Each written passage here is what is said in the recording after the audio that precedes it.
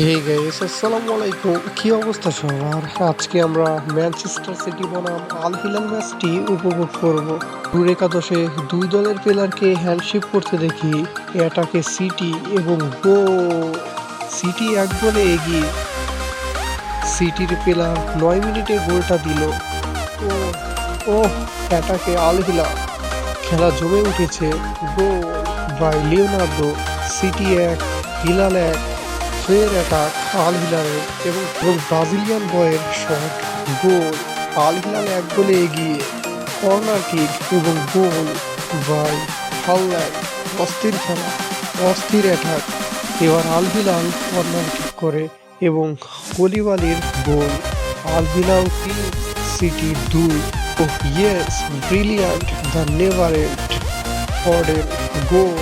Ederson save এবং goal by Leonardo. ১১২ মিনিটে গোল।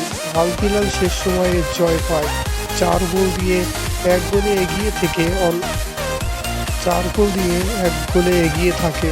অন্যদিকে পিএসজি ৩ গোল দেয়। গাইস, ফলো করো এবং ইউটিউব থেকে ভিডিওটি দেখলে সাবস্ক্রাইব করো। ধন্যবাদ।